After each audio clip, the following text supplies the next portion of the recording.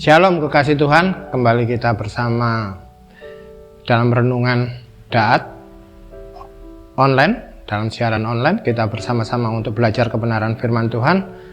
Kami bersyukur Bapa atas kasih setiamu, rahmatmu atas kehidupan kami. Saat ini kami boleh bersama dengan para pemirsa yang saat ini bersama kami untuk kami belajar kebenaran firman Allah. Kiranya Engkau juga melingkupi kami dengan urapan-Mu, menutup bungkus kami dengan kuasa ilahi-Mu Tuhan.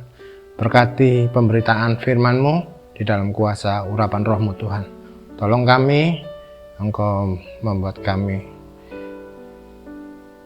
penuh dengan urapan-Mu Tuhan. Dalam nama Tuhan Yesus kami berdoa, haleluya, amin. Shalom kekasih Tuhan, kita jumpa lagi dalam renungan Daat yang disiarkan secara online pada saat ini. Kita mau belajar dalam kebenaran firman Allah yang saat ini dengan tema atau judul yang ku kehendaki. Di dalam kehidupan ini memang banyak sekali keinginan, berjuta-juta keinginan. Setiap orang ada banyak keinginan. Tetapi apabila seorang dipilih untuk memilih satu pilihan, mana yang harus kita pilih? Karena pilihan itu yang menentukan apa yang dipilih orang itu, yang diinginkan orang itu akhirnya akan menentukan bagaimana orang memandang dirinya. Ya. Entah sebagai orang sukses atau gagal, atau malang, bahagia atau hina. Ya. Kekasih Tuhan, kita bisa belajar dari Rasul Paulus yang juga menentukan keinginan kerinduannya di dalam melayani Tuhan. Di dalam kehidupan ini dia menentukan pilihan. Karena dia tahu pilihan yang dipilih adalah sesuatu yang luar biasa, yang berdampak, yang kuat sekali di dalam kehidupannya. Sebagai contoh, seorang yang mempunyai keinginan, mempunyai kerinduan akan sesuatu, dia akan memperjuangkan keinginan itu untuk dicapai, bahkan berjuang merebut untuk bisa diraihnya. Sedangkan segala sesuatu yang merintangi, menghalangi itu dianggap rendah, akan dianggap sampah kalau hal itu memang menghalangi keinginannya. Ya, kita hadapi situasi yang demikian.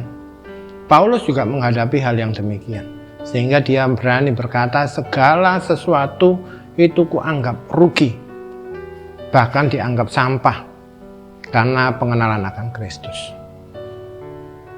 Pengenalan akan Kristus itu membuat perubahan yang sangat signifikan, sangat luar biasa di dalam kehidupan kita, bahkan di dalam kehidupan Paulus.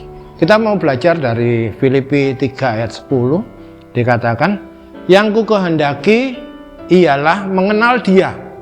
1. Mengenal Dia. 2. Kuasa kebangkitannya. 3. Persekutuan dalam penderitaannya, di mana aku menjadi serupa dengan Dia di dalam kematiannya. Kerinduan, keinginan Paulus yang terdalam dan diperjuangkan dengan sungguh-sungguh adalah mengenal Kristus dan kuasa kebangkitannya dan persekutuan dengan dalam penderitaannya. Jadi ini bisa menjadi renungan kita malam hari ini, yang mana seharusnya menjadi 3 session, 3 seri dalam penyampaian khotbah, tetapi malam hari ini, saat ini kita mau belajar diringkas menjadi 20 menit. Kasih Tuhan, kita mau belajar. Ya, pertama adalah mengenal Kristus. Dikatakan kerinduan Paulus adalah mengenal Dia, yaitu Yesus Kristus yang telah menangkapnya lebih dahulu. Kemudian dia tidak menganggap dia sudah memperoleh dan sempurna, tetapi dia mengejarnya terus. Ya, Paulus mengejar terus.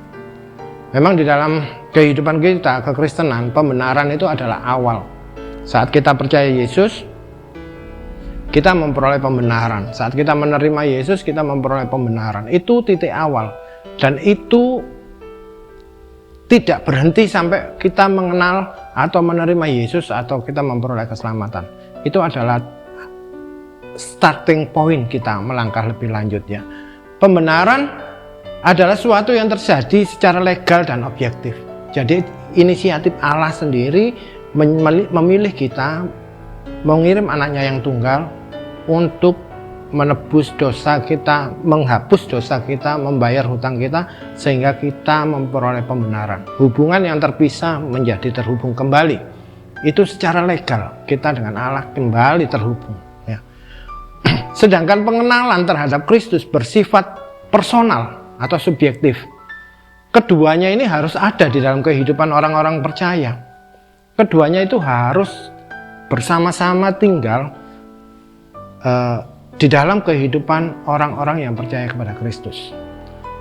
Tanpa pembenaran, pengenalan terhadap Kristus itu hanya menjadi teologi, ya. Tetapi tidak membawa perubahan diri seseorang atau tidak membawa transformasi diri seseorang. Jadi pembenaran hanya menjadi sebuah pengetahuan, ya. Pengenalan itu hanya menjadi sebuah teologi atau pengetahuan, tidak akan membawa perubahan di dalam diri orang, ya. Tanpa pengenalan, demikian sebaliknya. Tanpa pengenalan, pembenaran hanyalah sebuah spekulasi yang belum tentu. Pembenaran diri kita, pembenaran yang kita merasa bahwa Allah telah menebus kita, Allah telah mengangkat kita, itu spekulasi yang belum terbukti. Jadi mari kita belajar cara ini, kedua ini harus ada di dalam kehidupan kita, yaitu ada pembenaran dan ada pengenalan Kristus secara pribadi. Apa sih pengenalan Kristus secara pribadi? Ya. Pengenalan Kristus secara pribadi adalah mengetahui cara-cara, jalan-jalan Allah, sifat dan tabiatnya Tuhan. Di mana kita tahu cara Tuhan maupun tabiat atau sifat atau karakter Tuhan? Kita tahu melalui firman Allah. Kita tahu caranya Tuhan, kita tahu sifatnya Tuhan, kita tahu tabiatnya Tuhan yang dinyatakan di dalam firman Allah. Jadi kita bisa belajar kebenaran firman Allah untuk mengenal Dia lebih dalam, mengetahui cara Tuhan, mengetahui kasihnya, sifatnya Tuhan, betapa Dia lemah lembut, bagaimana Dia rendah hati, bagaimana Dia mengasihi. Kita belajar melalui firman Allah. Pengenalan akan Allah, pengenalan akan Kristus secara pribadi, juga pengenalan yang sebenarnya akan Kristus itu meliputi mendengarkan firman-Nya. Kita harus dengar-dengaran firman Tuhan, mengikuti rohnya, menanggapi semua tindakan dengan iman, kebenaran, dan ketaatan. Jadi mengenal Kristus secara pribadi itu meliputi mendengarkan firman-Nya. Seperti yang poin pertama tadi dikatakan, semuanya kita dengarkan firman Allah, kita terima, mengikuti pimpinan Roh Kudus di dalam hidup kita, menanggapi semua tindakan Allah, karya Allah, perbuatan Allah, karya-karyanya yang ajaib di dalam kehidupan kita, kita tanggapi. Pengorbanan Yesus itu merupakan karya Allah yang terbesar. Kita tanggapi itu dengan iman, dengan kebenaran dan ketaatan untuk melakukan tindakan atau melakukan tanggapan-tanggapan kita di dalam mengikuti Tuhan atau mengenal Dia, serta menyatu di dalam segala urusan dan maksudnya Tuhan. Tanpa kita menyatu dengan Tuhan atau dengan segala urusannya Tuhan atau rencananya Tuhan, kita tidak bisa mengenal Dia. Kita hanya sekedar mengetahui. Kita harus menyatu erat, punya hubungan yang erat, dan mengerti rencana Tuhan. Itu kita mengenal secara pribadi. Karena Tuhan katakan, kita bukan hanya seorang hamba, tetapi kita akan diberitahukan sebagai sahabat, diberitahukan maksud dan tujuan Tuhan. Apa yang Allah rancangkan di dalam kehidupan ini. Tuhan memberitahukan kepada kita apa rencananya di dalam kehidupan ini. Jadi kita harus menyatu di dalam urusan Tuhan dan rencana Tuhan. Kedua, yaitu mengenal kuasa kebangkitan. Paulus merindukan, Paulus menghendaki Aku ingin mengenal kuasa kebangkitan. Mengenal kuasa kebangkitan tidak hanya mengetahui fakta dan memahami makna dari kebangkitan, seperti yang biasa kita rayakan di Paskah, ya. Kita mendengar cerita, mendengar firman Tuhan, mendengar makna dari kebangkitan. Tidak sampai di situ. Karena mengenal kuasa kebangkitan itu lebih ke arah pengalaman daripada hanya pengetahuan dan pemahaman. Kita tidak cukup hanya mengetahui cerita tentang kematian dan kebangkitan Yesus, cerita di dalam Paskah atau di dalam khotbah-khotbah lainnya, serta memahami makna. Tidak cukup, karena perlu pengalaman, mengalami Tuhan, mengalami kuasa itu sendiri, kuasa kebangkitan, kuasa yang membangkitkan itu. Kita harus mengalami. Pengetahuan dan pemahaman hanya mencapai intelektual kita. Pemahaman dan pengetahuan atau kepengetahuan dan pemahaman hanya sampai kepada otak kita, hanya dalam pemikiran kita, hanya sebagai intelektual, sebagai pengetahuan, jika tidak disertai pengalaman. Sebaliknya, yang sering terjadi, sebaliknya pengalaman patut diragukan kalau tidak disertai pengetahuan dan pemahaman. Hanya mengandalkan pengalaman pribadi tanpa adanya pengetahuan dan pemahaman itu sangat berbahaya, baik untuk diri kita sendiri maupun orang lain untuk pelajaran. Jadi kita perlu mengenal kuasa kebangkitan. Kuasa kebangkitan yang mampu mengubah hidup kita. Kuasa kebangkitan itu mampu membaharui kehidupan kita. Jadi kalau kita memiliki pengalaman, yaitu kuasa kebangkitan, yaitu mengalami pembaharuan hidup. Bukan hanya setak berhenti sampai kita mengetahui cerita tentang kematiannya. Kita hanya mengetahui makna dari kematian Yesus. Tetapi kita mengalami pembaharuan. Itu kuasa dari kebangkitan. Kelepasan dari dosa. Kita tidak kembali lagi kepada dosa-dosa lama kita. Tetapi kita sudah melepaskan semua dosa. Kita terpisah dari dosa dan tidak lagi melakukan dosa. Di dalam kuasa kebangkitan itu juga ada kuasa Roh Kudus yang turut bekerja, yang mengurapi kita untuk menjadi saksi. Kita di dalam kuasa kebangkitan menghasilkan kesaksian yang efektif, kesaksian yang luar biasa, membawa jiwa-jiwa baru masuk di dalam kerajaannya. Saat mereka melihat kita, pembicaraan kita, perbuatan kita yang dikuasai dan dipimpin oleh Roh, maka mereka akan percaya kepada Yesus. Mengalami mujizat, mengalami penyembuhan, mengalami banyak hal, pertolongan-pertolongan Tuhan, itu kuasa kebangkitan yang bekerja.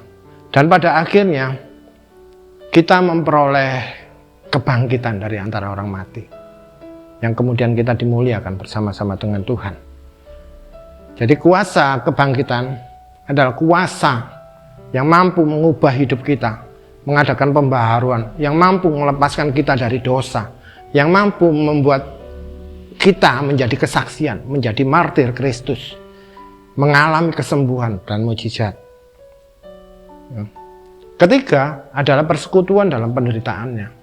Dikatakan di dalam ayat tadi bahwa kerinduan Paulus adalah mengalami persekutuan dalam penderitaan, bahkan menjadi serupa di dalam kematiannya. Persekutuan dengan penderitaan. Orang percaya, orang Kristen itu bukan penyuka penderitaan. Bukan kita itu suka menderita. Bukan. Kekristenan bukan hal itu. Tetapi kekristenan itu adalah satu. Orang-orang yang percaya itu mampu mengatasi segala penderitaan yang harus ditanggung. Penderitaan memang harus kita rasakan pada saat seperti yang Yesus rasakan.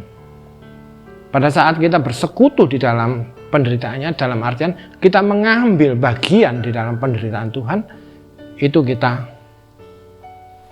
mendapatkan kasih karunia yang lebih lagi dari Tuhan. Kita mengambil penderitaan yang Tuhan belum kerjakan pada saat Dia ada di dunia.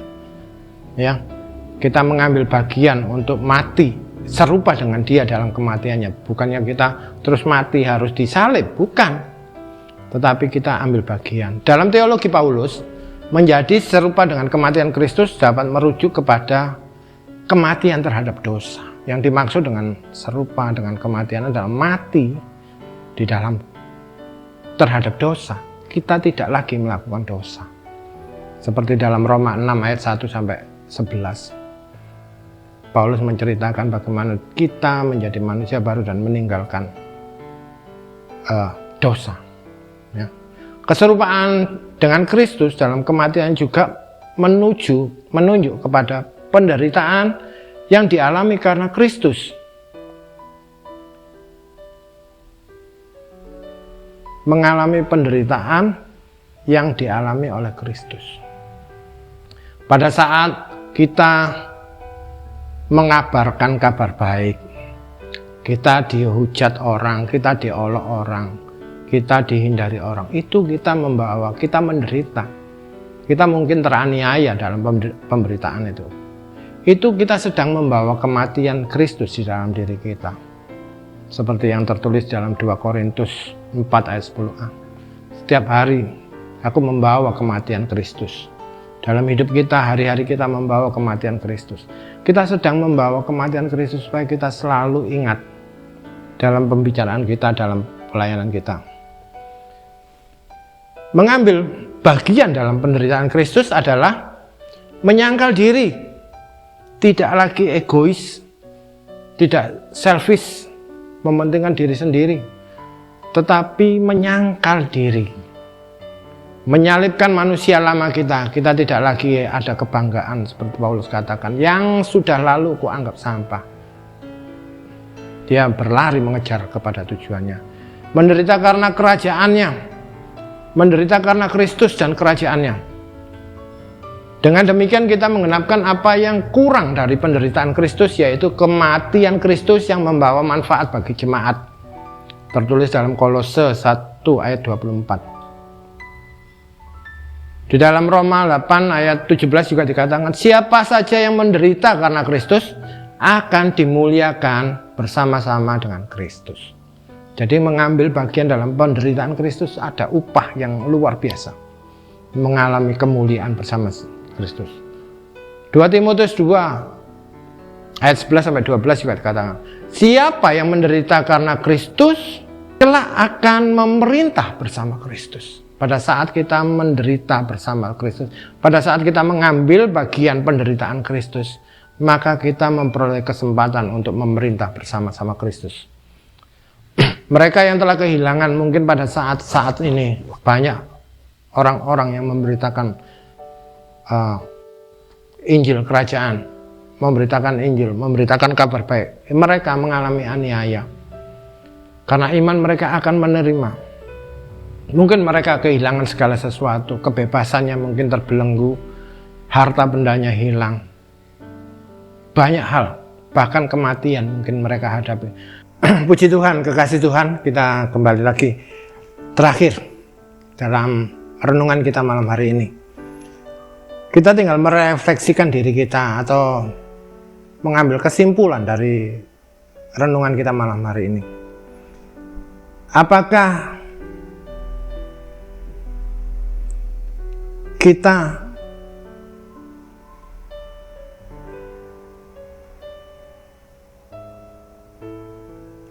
kita sudah mengambil bagian di dalam penderitaan Kristus?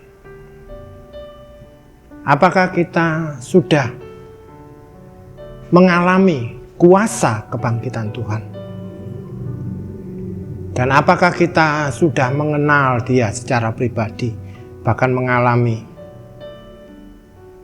pengalaman dengan Tuhan, mengalami kuasa kebangkitan, menikmati kuasa kebangkitan, juga mengambil bagian dalam penderitaan sehingga kita serupa dengan kematian. Kita berdoa. Bapa, kami bersyukur akan renungan pada malam hari ini atas urapan-Mu. Engkau menyertai, mengurapi pemberitaan firman-Mu malam hari ini. Di dalam kuasa-Mu, Engkau memimpin kami. Bapa, tolong kami untuk kami mengenal Engkau lebih dalam lagi di dalam kebenaran. Mengenal Engkau dengan benar Tuhan, sehingga kami boleh semakin hari semakin mencintai Engkau, semakin dalam di dalam Engkau Tuhan. Ajari kami Tuhan, bawa kami Tuhan, pimpin kami Tuhan untuk mengalami kuasa kebangkitan di dalam hidup kami, sehingga kami boleh merasakan dan menikmati kemenangan-kemenangan bersama Engkau. Demikian juga Engkau bawa kami untuk mampu mengambil bagian di dalam penderitaan Tuhan, menjadi martir-Mu, menjadi kesaksian bagi banyak orang. Terima kasih Bapa, memberkati umat-Mu yang saat ini mendengar dan melihat siaran ini. Engkau memberkati daat Tuhan, renungan malam ini Tuhan, renungan saat ini Tuhan, renungan online ini Tuhan. Engkau memberkati menjadi saluran berkat, mengurapi orang-orang yang berkecimpung, yang mengambil bagian dalam pelayanan ini Tuhan. Terima kasih Bapa atas segala kemurahan-Mu, rahmat-Mu, kasih setia-Mu yang menyertai setiap kami. Di dalam nama Tuhan Yesus Kristus, kami berdoa dan mengucap syukur. Haleluya. Amin.